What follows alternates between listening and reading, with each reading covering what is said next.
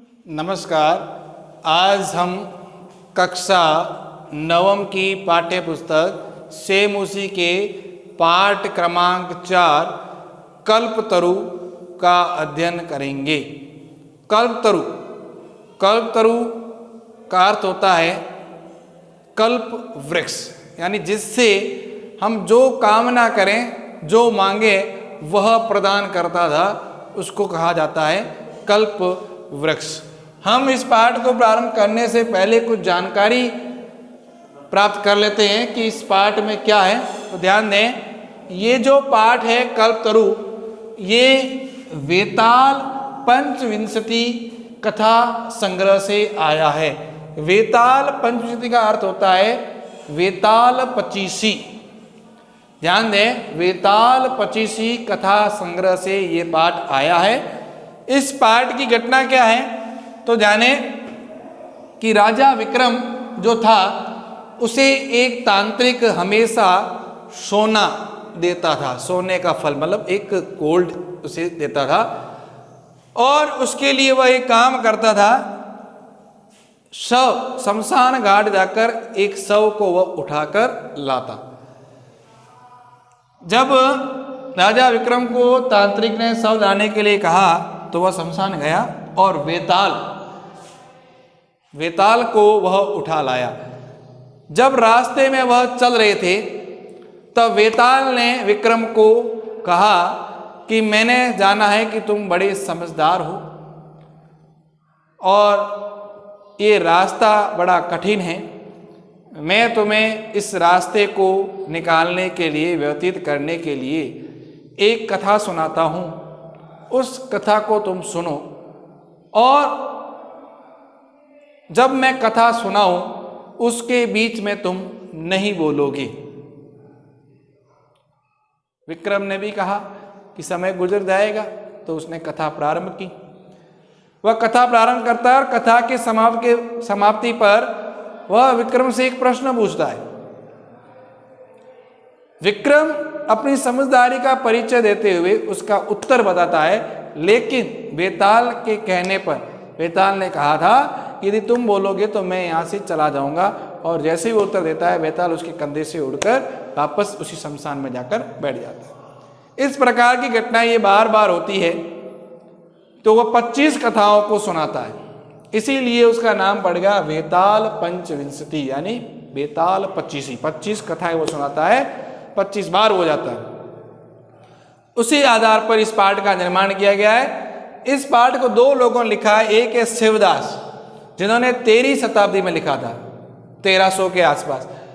उसमें गद्य और पद्य मतलब कहानी और कविता दोनों के आधार पर, गद्य और पद्य आधार पर रचनाएं थी। दूसरे लिखा था जम्बल दत्त ने, उसने गद्य मतलब कहानियों के माध्यम से ही लिखा था इस कथा को, वेताल पंचविंशति को। अपन आज क्या पढ़ रहे हैं, जो वेताल पंचविंशति है उसके अंदर ये पाठ आ रखा है कल्पतरु, वो हम वो पढ़ रहे हैं, उसके बारे में ध्यान देंगे।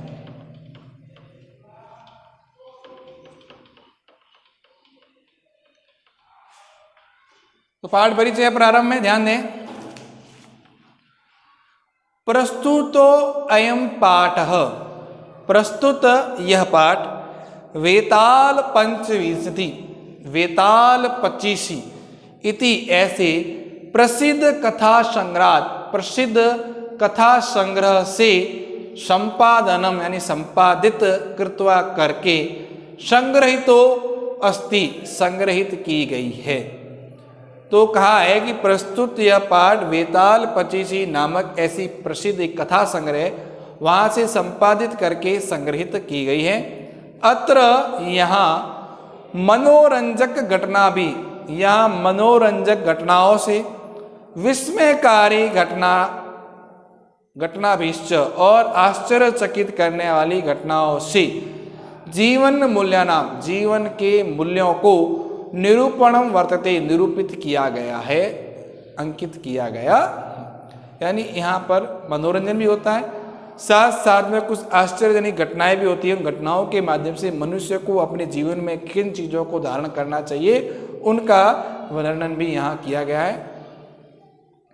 अस्याम कथायाम, इस कथा में, अश्याम कथा, कथा स्त्रीलिंग शब्द है इसलिए अश्याम आया है, ध्यान रहे। इस कथा में पूर्व कालात यानी प्राचीन समय से, एव यानी ही, प्राचीन समय से ही, स्वगृह उद्याने, अपने घर के उद्यान में, बगीचे में, स्थित कल्प वृक्षेण, स्थित कल्प वृक्ष से, जिमुत वाहन, जिमुत वाहन नाम का एक व्यक्ति है, लौकिक पदार्थान न याचते, इस संसार के लौकिक पदार्थों को नहीं मांगता। यानी लौकिक पदार्थ मतलब सुख सुविधा वाली चीजें, धन आशो आराम की चीजें होती है ना, उन चीजों को नहीं मांगता है। अपितु बल्कि स वह सांसारिक प्राणी नाम, संसार के प्राणियों के, दुखानी यानी दुखों को, अपकारण यानी दूर करने के लिए, अपाकारणाय, अपाकारणाय यानी दूर करने के लिए, वरम याचते, वर मांगता है।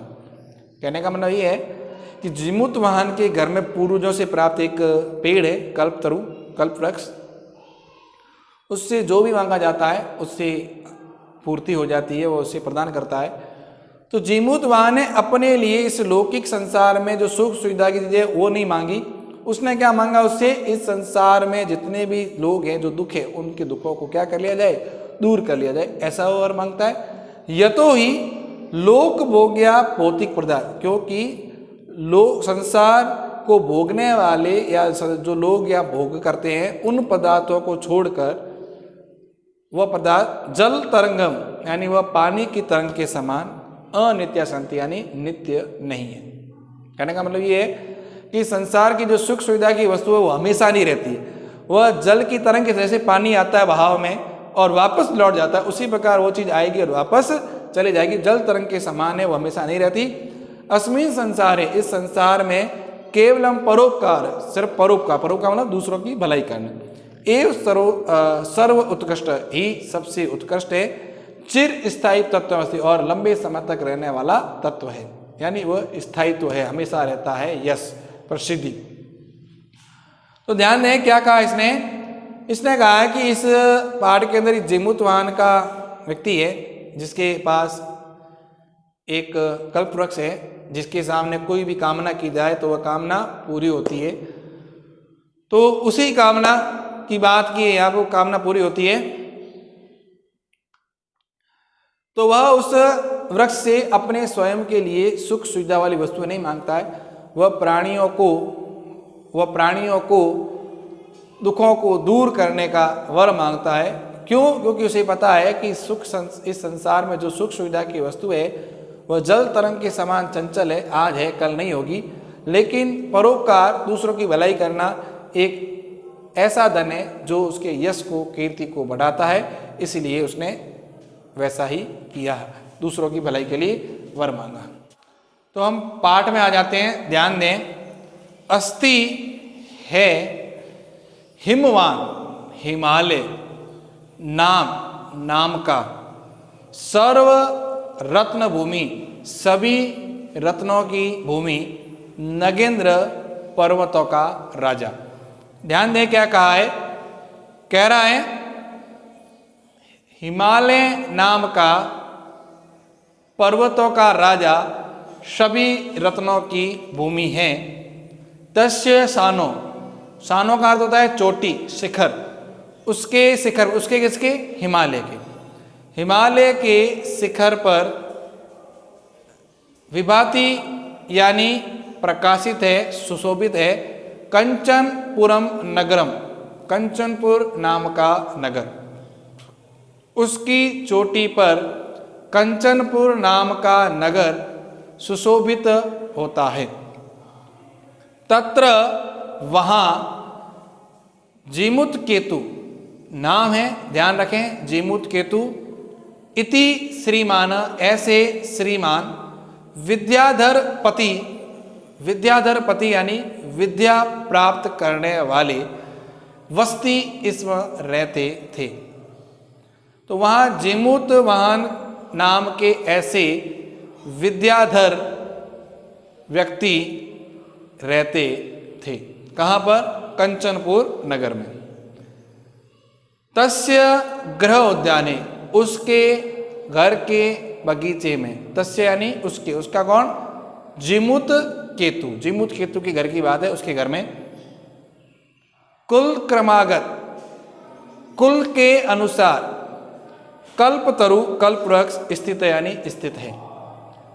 तो उसके पूर्वजों के पास कल्पवृक्ष था, उसके पश्चात उसके पास भी आया है, तो वंशानुसार, कुल के अनुसार पीढ़ी दर पीढ़ी वह वृक्ष है वह उनको प्राप्त हो रहा है। तो उसी प्रकार जिमुत केतु को भी अपने बगीचे में एक कल्प वृक्ष प्राप्त हुआ।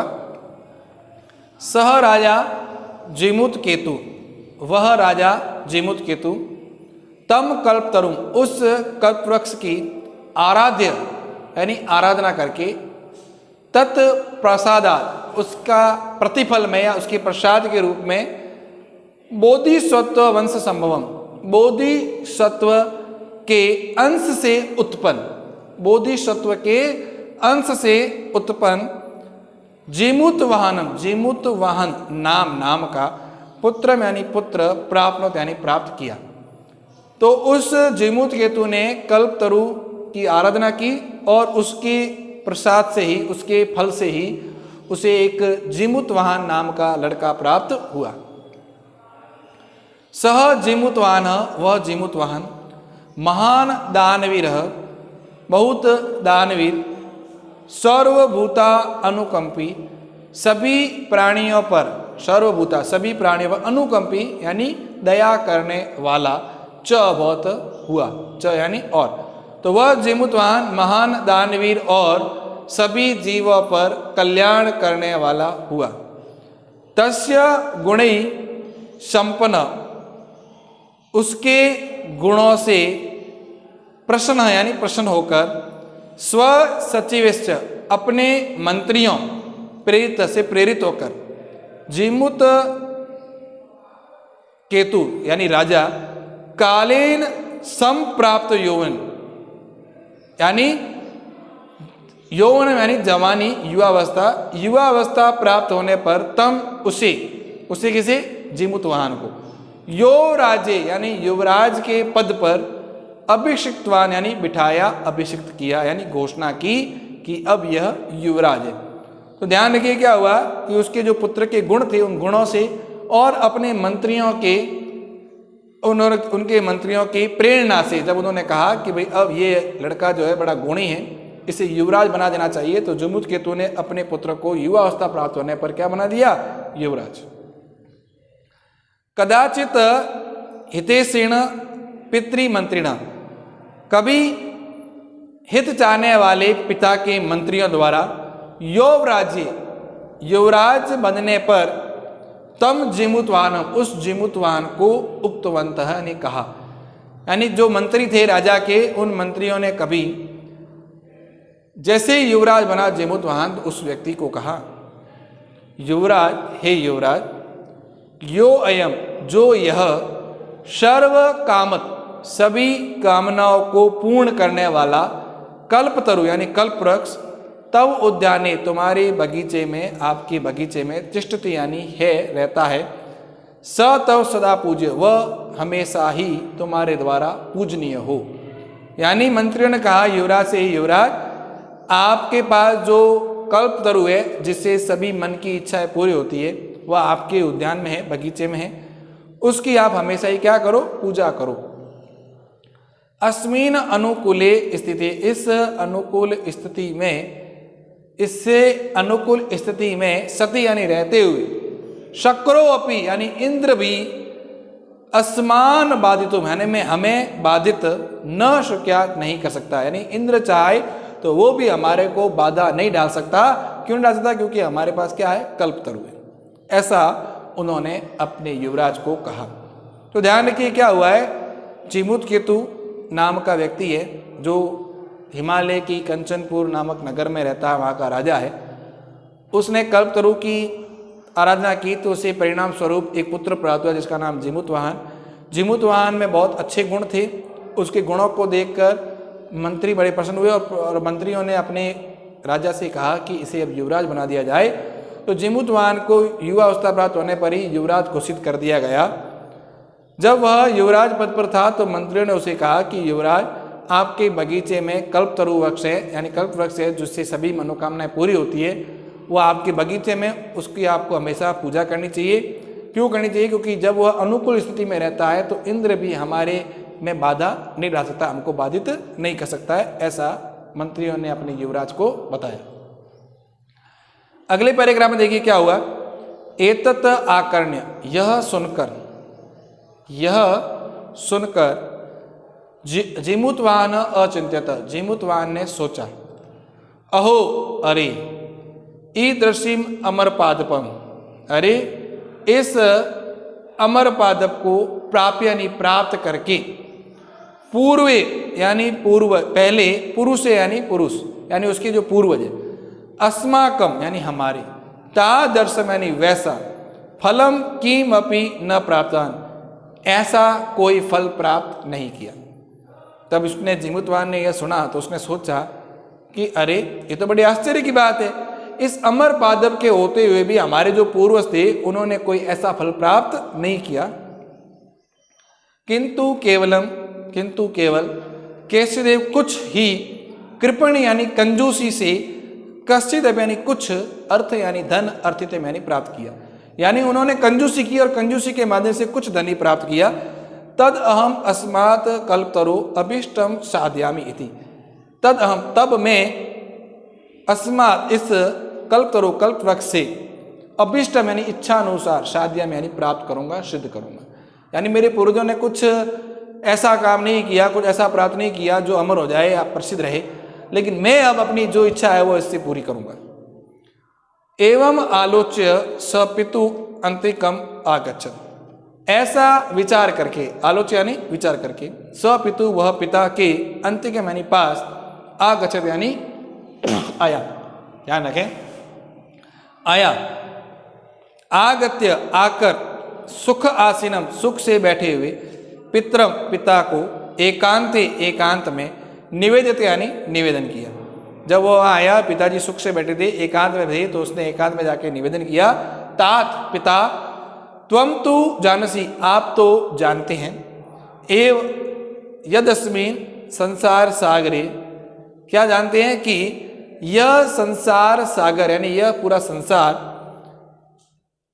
आश्रय यानी जीवन भर, इदम सर्वे धनम विंचित चंचलम, यानी उसने कहा अपने पिताजी से कि पिताजी आप तो जानते हैं कि इस संसार सागर में आजीवन यह धन विचित चंचलम यानी तरंगों के समान चंचल है, अस्थिर है। जिस तरह पानी की तरंगें अस्थिर होती है, आती है और चली जाती है, उसी प्रकार आज जीवन हमारे पास धन रहे ऐसा संभव नहीं है, ये चंचल है, आज है कल नहीं हो सकता है, तो ये अस्थिर है। एक परोपकार एव यानी ही, अस्मिन संसारे अनश्वर, इस संसार में अनश्वर यानी नष्ट नहीं होने वाला। क्या नष्ट नहीं होगा? ध्यान दें, क्या नष्ट नहीं होगा? परोपकार। धन नष्ट हो जाएगा लेकिन परोपकार एक ऐसी चीज है जो अनश्वर है। यो युगांत पर्यंतम यश प्रसूते, जो युगों तक यश उत्पन्न करती है, प्रसूत यानी उत्पन्न करना, प्रसिद्धि प्राप्त करवाना। तद तब अस्माभि हमारे द्वारा ई दर्शनी, इस कल्पतरु यानी कल्प वृक्ष, किम अर्थम रक्षते, किस लिए रक्षा की जा रही है। तो उसने कहा कि तो हमारे द्वारा इस कल्प वृक्ष की रक्षा क्यों की जा रही है? ये कल्प वृक्ष क्या कर रहा है? लोगों द्वारा जो जो मांगा गया उसको दे रहा है, लेकिन किसी ने ऐसा नहीं मांगा। ये धन तो है, वो आज जो प्राप्त कर रहे हैं कल नष्ट हो जाएगा, लेकिन परोपकार कभी नष्ट नहीं होगा। तो ये कल्प वृक्ष की हम रक्षा क्यों कर रहे हैं? ये और जिन्होंने पूर्व में पहले अयम इसे मम मेरा इति आग्रह, ऐसा आग्रह करके रक्षित यानी रक्षा की, ते इदानीम कुत्र गता, वे इस समय कहाँ चले गए। यानी उसने कहा कि जो पहले पूर्वज थे हमारे, वो ये कहते थे कि हमारा है, हमारा ऐसा करके इसकी रक्षा करते थे, वे इदानीम अभी कुत्र गता यानी कहाँ चले गए। तेसाम कस्याम, उनमें से किसका है यह जो यहाँ छोड़ कर गए। अस्य वाक्य, अथवा वे इसके कौन है, यानी चले गए। वो संसार नश्वरता में वो चले गए, लेकिन ये पढ़ा है तस्मात् परोपकारे एकम फलम सिद्धे, तब परोपकार मात्र से यानी एक परोपकार मात्र से फल सिद्धे, फल प्राप्ति के लिए, त्वद आज्ञा आपकी आज्ञा से, इमम इसका कल्याण पादप, इस कल्प पादप को आराध्य यानी आराधित करूंगा, पूजित करूंगा, आराधना करूंगा। तो उसने क्या कहा कि मुझे एक ही फल चाहिए से परोपकार। तो एक परोपकार फल की प्राप्ति के लिए आपकी आज्ञा हो तो मैं इस कल्प वृक्ष की आराधना करूंगा। अतः पितरा, इसके पश्चात पिता, तथा यानी वैसे ही, इति अभ्युन्वज्ञात, उसको आज्ञा देकर, स जीमूत वाहन कल्प तरुम उपगम्य, जीमूत वाहन है वो कल्प वृक्ष के पास गया, उवाच और बोला, देव, वृक्ष को कहा, देव त्वया, तुम्हारे अस्मत् पूर्वसाम अभिष्टा कामा पूरिता, आपके द्वारा हमारे पूर्वजों द्वारा अभिष्ट यानी मांगी गई इच्छाएं पूरी की गई, यानी जो उनकी कामनाएं थी वो आपके द्वारा पूरी की गई। तत् अहम एकम, तब मैं भी एक काम पूरी, मेरी भी एक कामना पूरी करूं। यथा पृथ्वी, जैसे पृथ्वी पर अदरिद्रम, गरीबी या गरीब को, अपश्यामी नहीं देखूं, तथा करो तो ऐसा करो देव श्रीमान। उसने क्या कहा कल प्रभु के कि इस धरती पर मैं किसी को भी गरीब न देखूं, ऐसा करो। एवं वादिनी जिमुतवाने, जिमुतवान के ऐसा कहने पर, एवं वादिनी ऐसा कहने पर, त्यक्त त्वया असो अहम यतो अस्मि, तुम्हारे द्वारा त्यक्त यानी छोड़ा गया, तुम्हारे द्वारा छोड़ा गया मैं यह जाता हूं। इति वाक तस्मात् तरो उद्भूत, ऐसी आवाज, वाक यानी आवाज, तस्मात् उस तरो यानी वृक्ष से, उद्भूत है ना आई, उत्पन्न हुई। क्या कहा उस वृक्ष ने, जब जमुतवान ने कहा कि भाई ऐसा करो कि मैं किसी को गरीब ना देखूं, आप ऐसा कुछ करो, तो उसने कहा कि तुम्हारे द्वारा छोड़ा हुआ मैं यह जाता हूं, ऐसी आवाज आई उस वृक्ष से। क्षणेच, और क्षण भर में, कल्प तरु दिवम, और क्षण भर में कल्प वृक्ष दिवम यानी स्वर्ग, समुद्र पे यानी पहुंचकर यानी आकाश में चला गया। भूवि तथा वसूनी अवर्षत, और धरती पर वैसी बरसात की, यथा जिससे न कोपी कोई भी दुर्गत यानी निर्धन न हो, वसूनी यानी धन की, ध्यान रखना। तो क्षण भर में ही वह कल्प वृक्ष है वो कहाँ चला गया, स्वर्ग पहुंच गया, और वहां पहुंचकर उसने धरती पर धन वर्षा वैसी की जिससे कोई गरीब न रहे। तत तस्य, उसके पश्चात, जीमूत वाहन से, जीमूत वाहन का, सर्व जीवन अनुकंपाया, सभी जीवों पर अनुकंपना करने से, सर्वत यानी सभी जगह, यश प्रसिद्धम, यश प्रसिद्ध हुआ, यानी उस दिन के बाद, उसके पश्चात जब धन की वर्षा हुई, सब गरीब है वो धनवान हो गए, गरीब नहीं रहा कोई। उस दिन से जीवों पर अनुकंपा करने वाला जीमूत वाहन हमेशा हमेशा के लिए संसार में प्रसिद्ध हो गया। इस प्रकार से उसने ख्याति प्राप्त की, यश प्राप्त किया परोपकार के माध्यम से। तो यही बात उसने बताई है कि परोपकार ही ऐसी चीज है जो हमारा नाम अमर करती है, यश रखती है, बाकी सभी चीजें हमें कुछ भी प्रदान नहीं करती। इसी कारण जीमूत वाहन ने उस कल्प वृक्ष से सभी लोगों का कल्याण करने के लिए, गरीबी दूर करने के लिए निवेदन किया और गरीबी को दूर किया, इसलिए वह प्रसिद्ध हुआ। तो ये हमारा पाठ था कल्पतरु, कल्प वृक्ष, जिसमें जीमूत वाहन ने अपनी समझदारी और परोपकार की भावना से सभी लोगों का कल्याण किया। हमें भी जीवन में ऐसा ही होना चाहिए, हमें अपना छोड़कर सभी लोगों पर दया रखनी चाहिए, उनके कल्याण का काम करना चाहिए। हम अगली कक्षा में इसके प्रश्नोत्तर करने का प्रयास करेंगे। तब तक धन्यवाद।